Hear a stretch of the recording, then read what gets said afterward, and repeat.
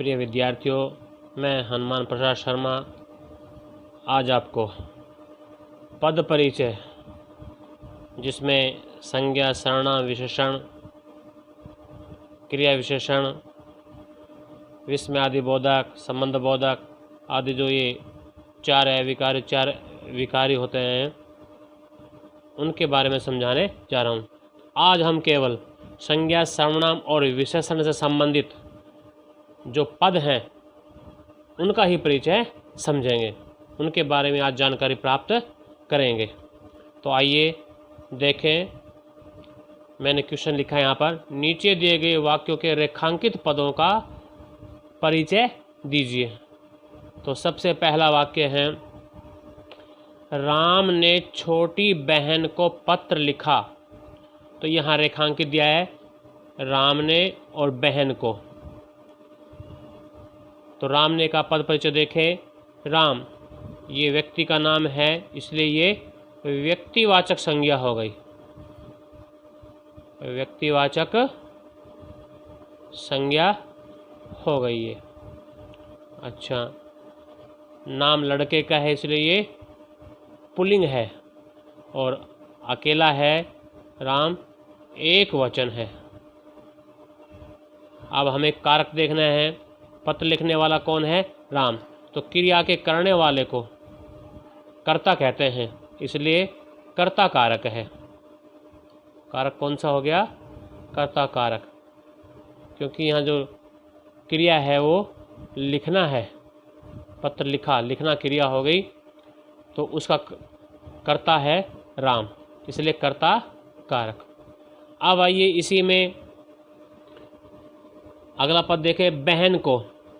यहाँ बहन कौन सी संज्ञा होगी? नाम तो है नहीं ये, तो ये जातिवाचक संज्ञा हो गई। कौन सी संज्ञा होगी ये? जातिवाचक संज्ञा। अच्छा, बहन स्त्रीलिंग है, इसलिए ये स्त्रीलिंग लिखना पड़ेगा। बहन एक वचन हो गई। तत्पश्चात देखें, जो पत्र लिखा, किसको लिखा गया है? बहन को। तो यहाँ कारक कौन सा लगाओगे? क्योंकि कारक की व्यक्ति भी आ रही है को, कर्ता ने कर्म को, तो इसलिए ये कर्म कारक हो गया। कारक कौन सा हो गया? ये कर्म कारक हो गया। अब आइए हम आगे बढ़ते हैं दूसरे वाक्य की ओर। ईमानदारी सबसे बड़ा गुण है। तो यहाँ रेखांकित दिया हुआ है ईमानदारी। अब हम ईमानदारी का पद परिचय देखेंगे। ईमानदारी ये हो गई भाववाचक संज्ञा, भाववाचक संज्ञा। ईमानदारी कारांत है, इसलिए स्त्रीलिंग। लिंग कौन सा होगा? ये स्त्रीलिंग। एक वचन, वचन कौन सा होगा? ये एक वचन। और वाक्य दिया ईमानदारी सबसे बड़ा गुण है। तो वाक्य में जिसके विषय में कुछ कहा जाए या बताया जाए वो होता है उद्देश्य, और उद्देश्य हमेशा सब्जेक्ट होता है, जिसको हम कर्ता बोलते हैं हिंदी में, इसलिए ये कर्ता कारक हो गया। कारक कौन सा हो गया? ये कर्ता कारक, क्योंकि इस पूरे वाक्य में किसके बारे में बताया जा रहा है? ईमानदारी के विषय में, इसलिए कर्ता कारक। आइए तीसरा सेंटेंस देखें। तो यहाँ पर ऊपर के दोनों वाक्यों में व्यक्तिवाचक संज्ञा भी आ गई, जातिवाचक संज्ञा भी आ गई और भाववाचक संज्ञा भी आ गई। इन दोनों में जो संज्ञा है, तीन भेद, तीनों भेद इसमें आ गए। अब हम बढ़ते हैं सर्वनाम की ओर। तो मैं रोज़ सुबह घूमने जाता हूँ। मैं रोज़ सुबह घूमने जाता हूँ, इसमें अंडरलाइन लिखा हुआ है मैं। तो बच्चों, जैसा कि जानते हो, मैंने पूरा चैप्टर पद परिचय का आपको अच्छी तरह से पीछे समझाया हुआ, पढ़ाया हुआ है। आप वो वीडियो खोल के देख लेना, उसमें आपको पूरी जानकारी मिल जाएगी। ये तो मैं केवल प्रैक्टिस के तौर पर आपको ये जो ये वाक्य हैं ये समझा रहा हूँ। तो देखिए, मैं रोज़ सुबह घूमने जाता हूँ। तो मैं का पद परिचय देखें, पता है पुरुषवाचक सर्वनाम के तीन भेद होते हैं, उत्तम पुरुषवाचक सर्वनाम, मध्यम पुरुषवाचक सर्वनाम और अन्य पुरुषवाचक सर्वनाम। तो जो मैं और हम हैं वो आते हैं उत्तम पुरुष के अंतर्गत, और तुम और आप आते हैं मध्यम पुरुषवाचक के अंतर्गत, और वह और वे आते हैं अन्य पुरुषवाचक सर्वनाम के अंतर्गत। तो यहाँ पर ये जो मैं है ये पुरुषवाचक सर्वनाम हो गया, पुरुषवाचक सर्वनाम। भेद लिखोगे इसका, उत्तम पुरुषवाचक। कौन सा है ये? उत्तम पुरुषवाचक। मैं क्या है ये?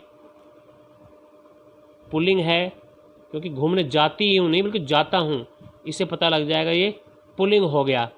और एक वचन, वचन कौन सा हो गया? एक वचन। और जो घूमने का काम कौन कर रहा है? मैं कर रहा हूँ, इसलिए कर्ता कारक, क्योंकि जाना होगी क्रिया और ये किसकी क्रिया है? ये कर्ता की, मैं, इसलिए कर्ता कारक।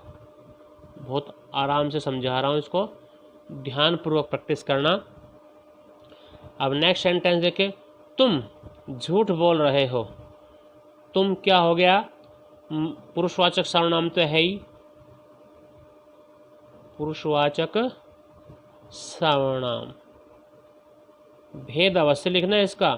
तुम हो गया मध्यम पुरुषवाचक। कौन सा होगा ये?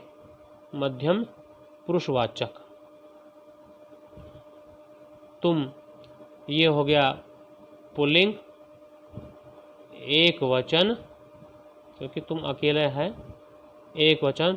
झूठ बोलने का काम कौन कर रहा है? तुम कर रहे हो, तो क्रिया के करने वाले को कर्ता कहते हैं, इसलिए ये कर्ता कारक हो गया। कारक कौन सा हो गया? ये कर्ता कारक हो गया। अब आइए नेक्स्ट सेंटेंस की ओर बढ़ते हैं। जब वे घर पहुँचे तो रमा पढ़ रही थी। तो इसमें दो वाक्य हैं। जब वे घर पहुँचे, आगे है तो रमा पढ़ रही थी। तो सबसे पहले हम देखते हैं वे का, इसमें अंडरलाइन दिया हुआ है वे। तो वे ये भी पुरुषवाचक सर्वनाम है, पुरुषवाचक सर्वनाम। कौन सा भेद है? ये हो गया अन्य पुरुषवाचक में। कौन सा? ये अन्य पुरुषवाचक। अब यहाँ वे है, वे घर पहुँचे, तो ये पुल्लिंग हो गया। वचन देखो क्या है? अधिक है, वे, वह नहीं बल्कि वे हैं, तो ये बहुवचन हो गया। वचन कौन सा हो गया? ये बहुवचन। तो घर कौन पहुँचे? वे पहुँचे, इसलिए ये कर्ता कारक। कारक कौन सा लिखोगे इसमें? कर्ता कारक। अब आइए आगे छठा वाक्य देखें। मुझे किसी से शिकायत नहीं। मुझे किसी से शिकायत नहीं। तो यहाँ पर देखो शब्द आए किसी से। अब यहाँ पर हमें नहीं मालूम कौन है ये, तो ये सर्वनाम का भेद हो जाएगा। सर्वनाम है, यह है अनिश्चयवाचक सर्वनाम। दो भेद होते हैं, निश्चयवाचक भी होता है, अनिश्चयवाचक भी होता है, पुरुषवाचक भी होता है, निजवाचक भी होता है, संबंधवाचक भी होता है और प्रश्नवाचक सर्वनाम भी होता है। तो ये अनिश्चयवाचक सर्वनाम हो गया, क्योंकि किसी से, अब किसी कौन है वो, उसके बारे में पता नहीं है, तो इसलिए अनिश्चयवाचक सर्वनाम हो गया। मुझे किसी से शिकायत नहीं है, किसी से, तो ये हो गया पुल्लिंग भी हो सकता है और स्त्रीलिंग भी, दोनों ही हो सकते हैं। किसी से, किसी में पुरुष भी आ सकते हैं और स्त्री भी आ सकते हैं, तो पुल्लिंग भी और या स्त्रीलिंग दोनों में से कोई एक हो जाएगा। मुझे किसी से शिकायत नहीं है। अब किसी से कौन है वो? ये हो गया एक वचन। नेक्स्ट देखें, बाजार से कुछ ले आओ। अब यहाँ अंडरलाइन दिया हुआ है कुछ, इसका पद परिचय देखो, कुछ ले आओ। अब कुछ में निश्चित नहीं है, कुछ में निश्चित नहीं है, तो क्या कुछ लेके आना है ये हमें मालूम नहीं है, तो इसके बारे में देखेंगे हम। तो बाजार से कुछ ले आओ, तो कुछ क्या चीज़ है? निश्चित नहीं है, अनिश्चयवाचक।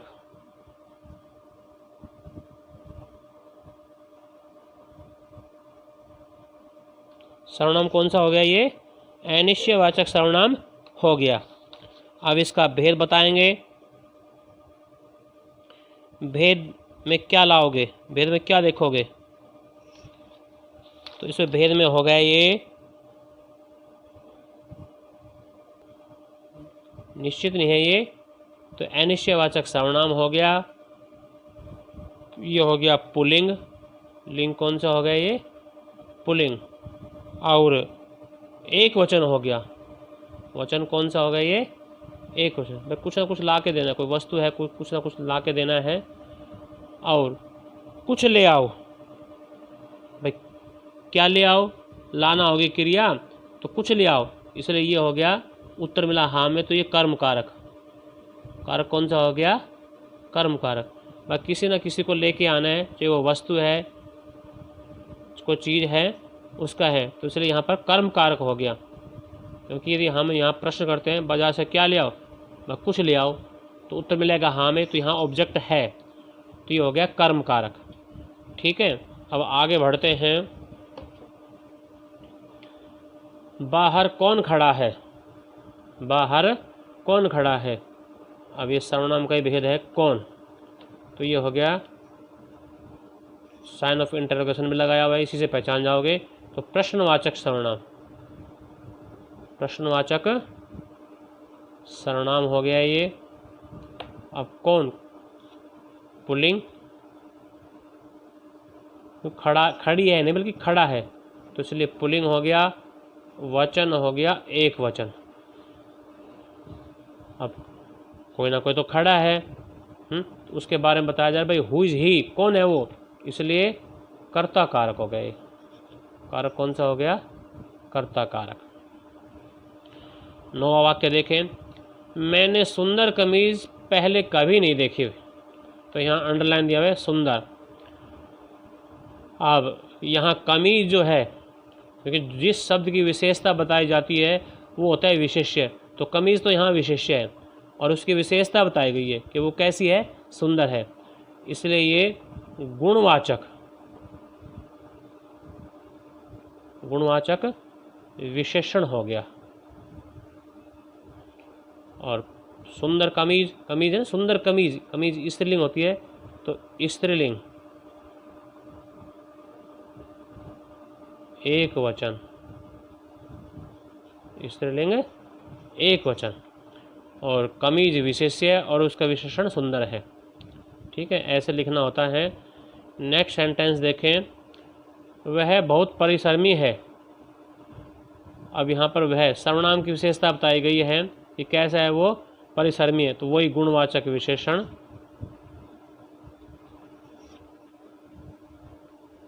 गुणवाचक विशेषण पुल्लिंग और एक वचन, पुल्लिंग है एक वचन। अब अगला वाक्य देखें। मेरे लिए 2 लीटर दूध काफ़ी होगा, यहाँ अंडरलाइन दिया हुआ है 2 लीटर, तो ये कौन सा विशेषण हो जाएगा? क्योंकि जो माप तोल संबंधी विशेषता होती है वो होता है परिमाणवाची विशेषण, और ये निश्चित है, तो इसलिए निश्चित, निश्चित परिमाणवाची विशेषण, वाची कह दो, वाचक कह दो, विशेषण है ये। और दूध ये पुल्लिंग में आएगा, 2 लीटर एक से अधिक है, इसलिए बहुवचन में चला जाएगा। ये किस में चला जाएगा? ये बहुवचन में, क्योंकि एक से ज़्यादा संख्या होगी 2 लीटर, तो इसलिए बहुवचन हो जाएगा। नेक्स्ट सेंटेंस देखें। वह लड़का बड़ा होनहार है, तो यहाँ अंडरलाइन या वह।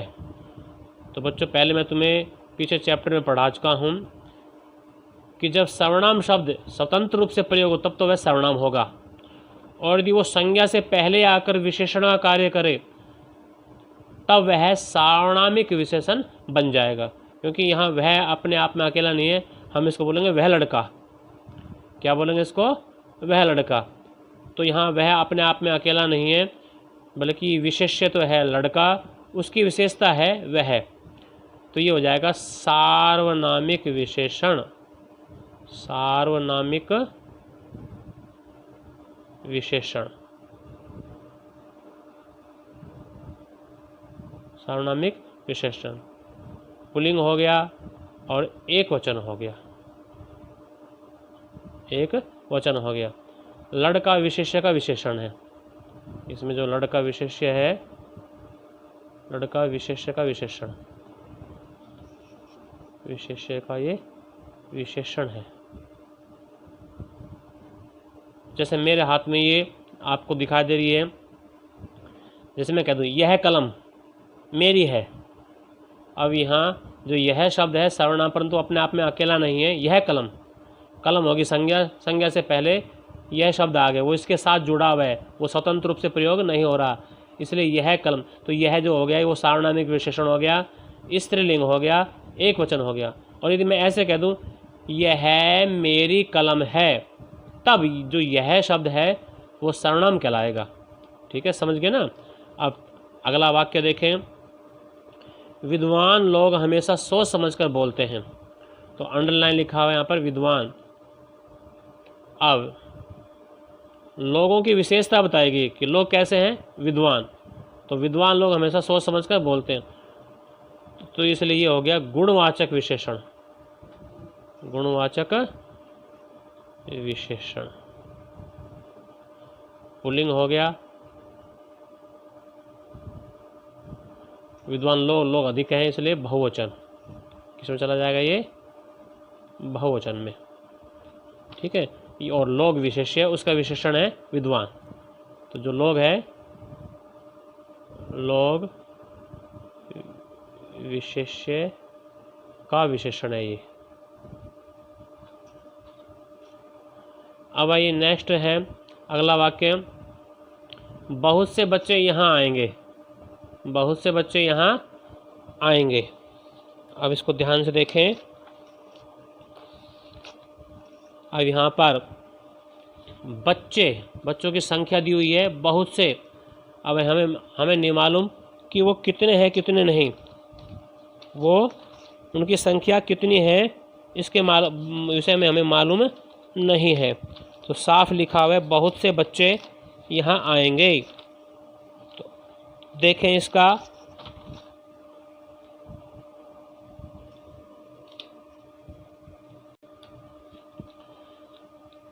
तो विद्यार्थियों सेंटेंस है बहुत से बच्चे यहाँ आएंगे। अब यहाँ पर बच्चों की संख्या के बारे में बात चल रही है, तो और वो निश्चित नहीं है, इसलिए अनिश्चित क्या लिखेंगे हम, अनिश्चित संख्यावाची विशेषण है ये।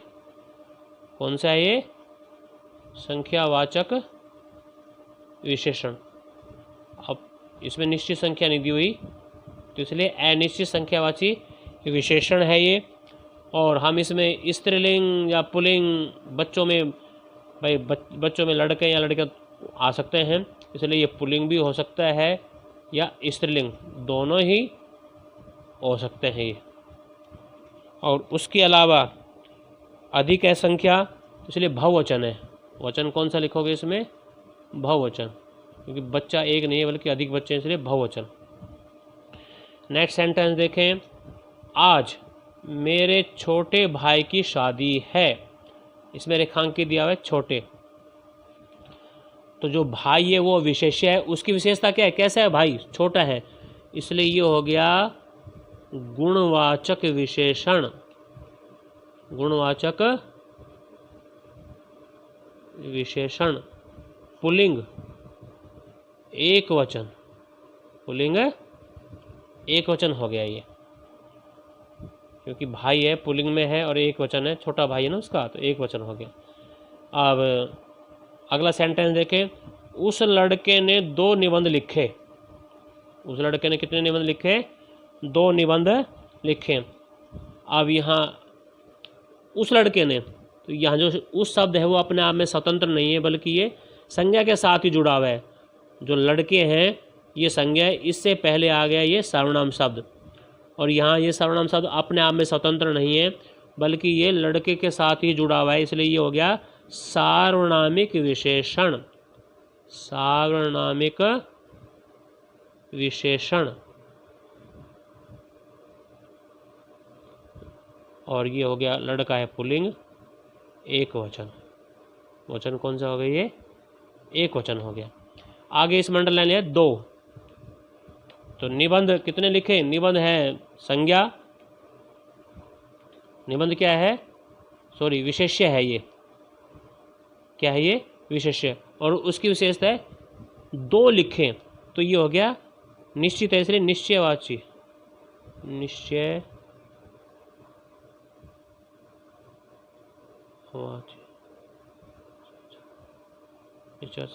संख्यावाची विशेषण है, ये संख्या दी हुई है, निश्चय संख्यावाचक विशेषण। 2 संख्या निश्चित होगी तो निश्चय संख्यावाचक विशेषण हो गया, और पुल्लिंग हो गया, निबंध की संख्या अधिक है इसलिए बहुवचन हो गया, इसलिए क्या होगा, ये बहुवचन हो गया। और निबंध विशेष्य है और उसका विशेषण है 2।